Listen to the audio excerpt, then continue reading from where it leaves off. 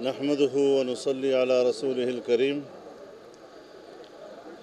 میں بھکر کے انتہائی قابل احترام صحافی حضرات کا شکر گزار ہوں کہ انہوں نے وقت نکالا اور مجھے موقع دیا کہ میں ان کی وساطت سے قوم تک اپنا پیغام پہنچا سکوں۔ اس وقت ملک کا ہر طبقہ اضطراب کا شکار ہے۔ حکمرانوں کی داخلی ناکامیوں ہی کی وجہ سے نہیں بلکہ بین الاقوامی دباؤ کی بنیاد پر بھی۔ ہماری اسٹیبلشمنٹ اس وقت تمام یہاں جو موجود ادارے ہیں، انسٹیٹیوشنز ہیں، ان کے توڑ پھوڑ میں مصروف ہیں، قومی شیرازے کو بکھیرنے میں مصروف ہیں۔ دینی مدارس ہیں تو ان کے مسلمہ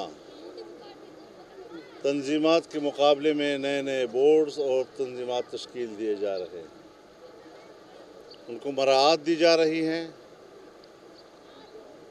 مراعات یافتہ مدارس کے بورڈ تشکیل دیے جا رہے ہیں اور اس طرح سرکار کے کنٹرول میں مدارس کو لینے کے لیے دوسرے مدارس کو ترغیب دی جاتی ہے کہ وہ مسلمہ تنظیموں سے ہٹ کر حکومت کے بنائے ہوئے بورڈوں میں جائیں اور وہاں مراعات حاصل کریں۔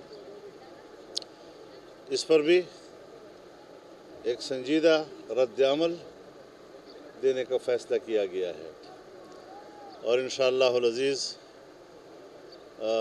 20 جون کو پنجاب کی سطح پر ایک بہت بڑا مدارس کنونشن لاہور میں طلب کر لیا گیا ہے۔ اس کے ساتھ ہی تمام تنظیمات مدارس دینیہ اور تمام مذہبی جماعتوں کا ایک آل پارٹیز بھی ہوگی تاکہ ہم اجتماعی مشاورت کے ساتھ ان سازشوں کو ناکام بنا سکیں اور پھر ساتھ ہی چاہے مدارس ہوں، چاہے مساجد ہوں، چاہے خانقاہیں ہوں، ان کے وقف املاک کو اپنے قبضے میں لینے کے لیے ایک وقف املاک بل لایا گیا ہے جو سرتاپا قرآن و سنت کے خلاف ہے، آئین کے خلاف ہے، پاکستان کے موجودہ قوانین کے خلاف ہے۔ اس صورتحال میں حکومت کو کسی طرح ایسی قانون سازی کی اجازت نہیں دی جا سکی۔ پورے ملک میں بھرپور طور پر اس کے خلاف مزاحمت شروع ہو گئی اور ساتھ ہی جیسے کہ آپ کو معلوم ہے کہ پاکستان ڈیموکریٹک موومنٹ وہ عوام میں واپس جا رہی ہے رمضان شریف کے تعطل کے بعد، اور 4 جولائی کو انشاءاللہ سوات میں تاریخ کا بہت بڑا اجتماع ہوگا اور پھر انشاءاللہ العزیز 29 جولائی کو کراچی میں تاریخ کا انشاءاللہ عظیم الشان اجتماع ہوگا اور جس میں عوام کو ایک پلیٹ فارم پر مجتمع کیا جائے گا تاکہ ایک ناجائز، ناکام اور نااہل حکومت سے اس ملک کو نجات مل سکے۔ ملک معاشی لحاظ سے تباہ ہو چکا ہے۔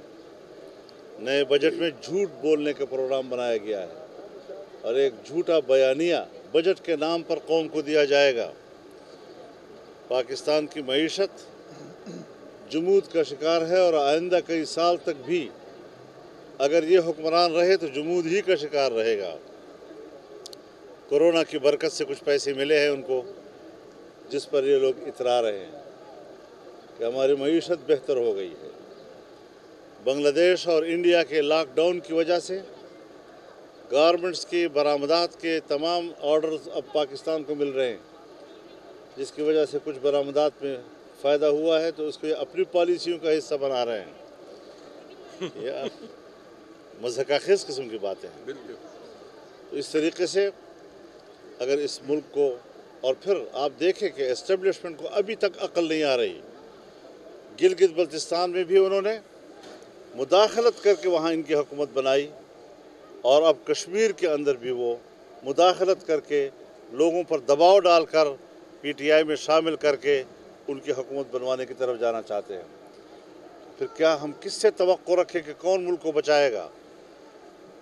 हमें एस्टेब्लिशमेंट कहती है हम तो, हमारी ही बरकत से मुल्क बचा हुआ है, लेकिन हम कहते हैं कि मुल्क को जितनी भी मुश्किलात दरपेश हैं और मुल्क जिन जिन अवामिल की वजह से कमज़ोरियों की तरफ जा रहा है, वो भी तो आपकी बरकतों की तरफ से जा रहा है। तो इस हवाले से मुल्क की सलामती पर कोई कंप्रोमाइज़ नहीं है। अवाम की फलाह बहबूद के हवाले से किसी किस्म का कोई कंप्रोमाइज़ नहीं है।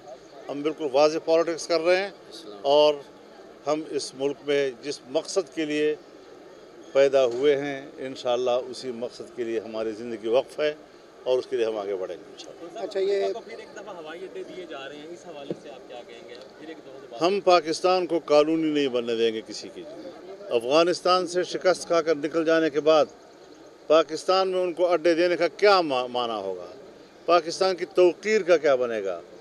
और जो मुल्क दुश्मन पॉलिसी जनरल मुशर्रफ ने बनाई थी, आज हवाला दिया जा रहा है कि 2001 के मुआहदे की बुनियाद पर हम ऐसा करेंगे।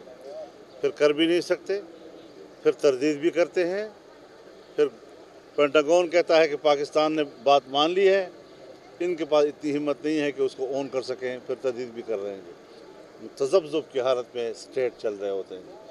स्टेट कभी तज़ब्ज़ुब में नहीं चल रहे होते। साफ़ सुथरी पॉलिसी हमारी होनी चाहिए कि हम एक आज़ाद रियासत हैं। आने वाला बजट जो बजट आ रहा है गोभी बार है, उसके बारे में आप कहेंगे वो आवाम दोस्त होगा या आवाम दुश्मन बजट होगा? गोभी किस्म का होगा, कोई फ़ायदा नहीं होगा उसका।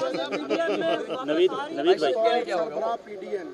आप क्या कहते हैं कि मुस्लिम लीग नून में शहबाज शरीफ का जो बयानिया है वो आपके लिए काबिल है या मरियम नवाज का बयानिया? ये आप सहाफ़ियों की बातें हैं, और हमारी मीडिया की दुनिया में इस किस्म की चीज़ें डिस्कस होती हैं। एक सियासतदान की हैसियत से मुझे किसी भी पार्टी के अंदर झांकने का कोई हक़ हासिल नहीं है। हम पूरी मुस्लिम लीग को एक मुस्लिम लीग समझते हैं। जो भी उसका नुमाइंदा बनकर PDM के इजलास में आएगा, हमारे फैसले में शरीक होगा, हमारे सलाम को